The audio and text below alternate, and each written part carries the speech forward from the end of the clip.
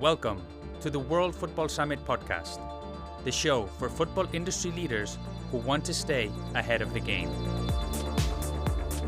We bring you the latest insights, trends, and stories from the experts driving innovation and progress in sports business worldwide. Join us as we dive deep into the ideas and initiatives transforming the world of football. From sustainability and innovation to player development, fan engagement, and everything in between. Our goal is to unite the global football industry and drive positive change and progress. Hey guys, welcome to another episode of the World Football Summit podcast. I'm your host, Jaime, Director of Content and Communications at World Football Summit. In this special episode of the World Football Summit podcast, we dive into Saudi Arabia's remarkable football transformation with Hammad Albalawi, the man of the hour in football, and a key figure behind the country's ambitious 2034 World Cup bid. Hammad shares how Vision 2030 fuels their football revolution, their long-term infrastructure investments, and their plans to leave a lasting legacy. From blending local culture with global partnerships to leveraging unmatched passion and energy to even his fandom for Newcastle United. This is a conversation that highlights invaluable lessons for anyone in the sports industry. And today is a perfect time to bring you this episode, as Saudi Arabia has been confirmed as the official host nation for 2034 Men's FIFA World Cup. I was pleasantly surprised to see a man who is very values-driven, yet has an endless ambition to better himself and his country. Tune in to discover what makes Saudi football one of the most exciting growth stories in the world today. But before we kick off, remember, don't forget to subscribe and rate the podcast on your platform of choice. Share with your colleagues in the industry. And if you want to stay ahead of the curve, subscribe to our newsletter. You can find all the links in the show notes. And with that, let's welcome Hammad Albalawi to the World Football Summit podcast. Well, guys, welcome to a very special episode of the World Football Summit podcast. I have the honor of having Hammad Albalawi from the 2034 World Cup bid here with us today, and we're going to talk a lot about football. Hammad, welcome. Thank you very much. It's a pleasure to have you here. It's great to see the World Football Summit in Riyadh, where we believe it is a natural home for the world of football. And that's what we're going to talk about today, Hammad. But before going into that, I'm curious. Can you take us back to your earliest memories of football and how it shaped your understanding of what can be achieved through football? Well, like every Saudi, we're born with this passion that is shared with many people around the world for the beautiful game that we love. I also spent a lot of time of my life in the UK. I've grew up supporting Newcastle United.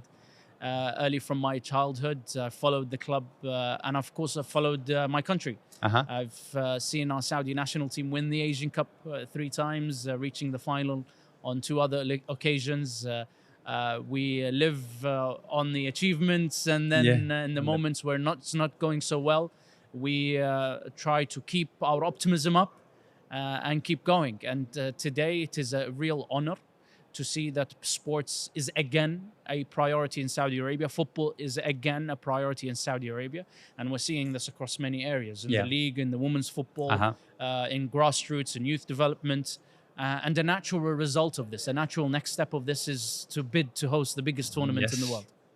Actually, that's a good point, because it's about having the entire ecosystem aligned under one vision, which is what you guys are trying to do, no? And the vision doesn't start and stop with sports. The vision starts with the National Vision 2030. There you go. That was launched in 2016. It is, in my opinion, and the opinion of many, both inside Saudi and outside, is that this is the most remarkable transformation story in the world. And Hammad, one question. Do you think, because obviously qualifying for the World Cup in 1994 was a remarkable achievement for the Saudi Arabian national team. Do you think that was kind of like the foundation of the ambition to host the World Cup one day? Well, I can tell you even before, in the 70s and the 80s, the first real significant investment happened in Saudi Arabia to develop sports facilities across the country. And a result of the investment that happened in those 2 decades was the success in 1994. And this is the life cycle of football.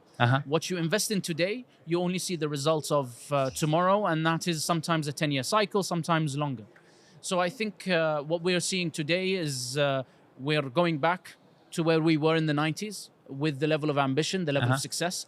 We were ranked 21st in FIFA ranking back in the 90s. And there's no reason why we cannot come back to those numbers and achieve better numbers.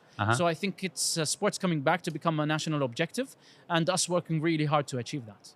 And how beyond the investment in infrastructure and, and hosting these major events and the grassroots level, I don't know if we can talk about a little bit. I mean, because football has a power to go beyond that, to transform society, culture. I don't know if you can tell us more about that.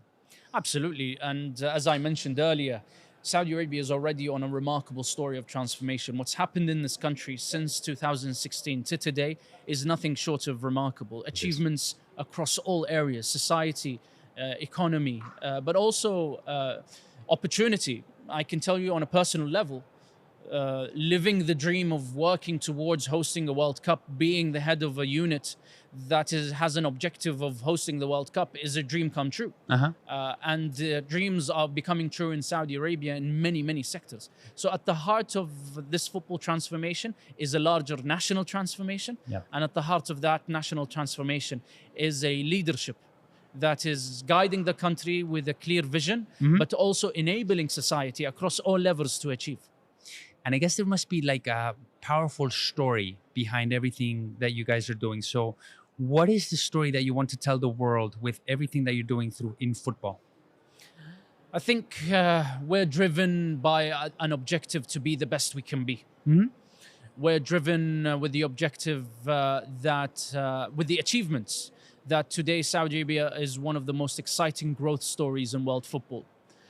We are driven to create opportunity for our generation and for our kids. I have two. Okay. And I know that I work, the hours that I work, the effort that we put in, everyone, is because we want better lives for our children and their children. Yeah. So I think people watching this can really understand why are you doing this? Why are you investing in the places you are?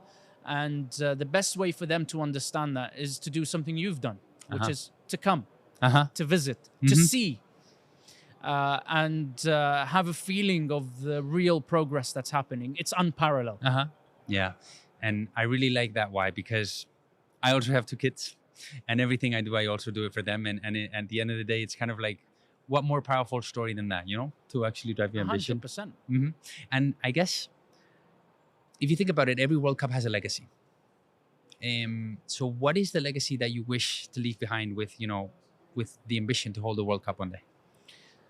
The legacy of what we were working towards is to better our best ever performance on the pitch. 21st FIFA ranking, we need to better that legacy. So our legacy started in 1994. Yeah. Our legacy is to improve the state of our sports facilities. Since that golden era of Saudi football, there's been little investment in this area. Our legacy is to invest in this area to improve the facilities and their features. But also, please understand, Jamie, that our population has tripled since the mid-90s. So our legacy is to meet the demands of this growing population. And our legacy is to maintain a certain level of quality. That means we can become a top football nation and continue to be a top football nation. It is true that I think it's like 60% of the population is below 30. Correct. That's amazing. I mean, at the end of the day, and it's a way to... That means I'm from the top percentage of people, and I'm only 34 years of age. Wow. So, and I'm older than that. So imagine me. I don't want to calculate my percentage. So. Well, that just tells you the energy that's in this place. It's unbelievable. And I'll tell you, listen, for whatever years of experience we lack, we make up in passion, we make up in energy, but we also make up in how complex our strategies and projects are. Because once you are involved in the sophistication of our projects, and you manage to work in a project as sophisticated as that for 2 years, that's as much sophistication of a project that people complete in 30 years of a career. And that has allowed us to grow and grow fast. And today, we are achieving the greatest of all time.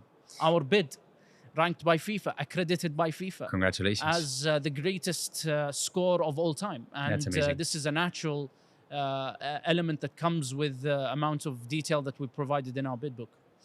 You know what's remarkable, Hammad? I was actually fortunate enough to moderate a panel with Omar from the SPL this morning, and it was kind of along the same message of the ambition.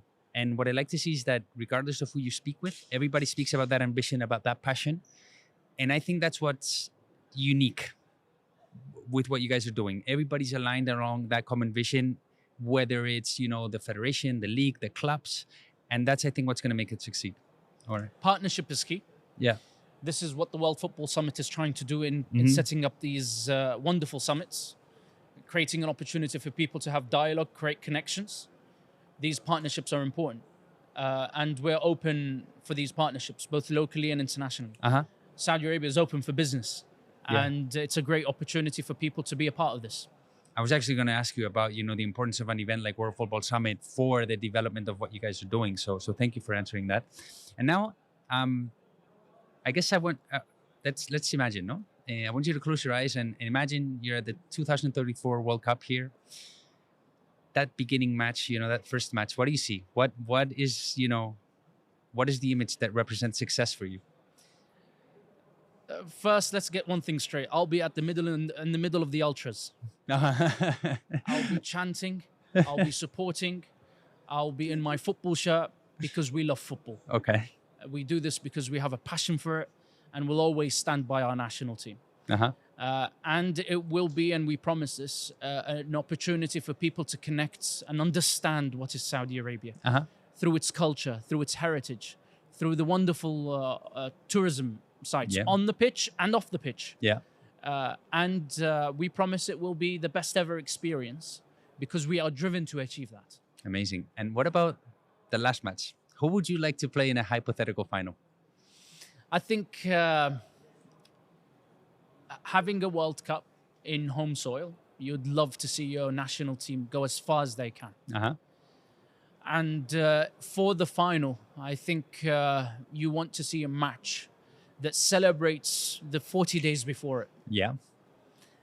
With fans that are coming together to really find the appropriate ending for a chapter that was written that changes the rules of the game for the future.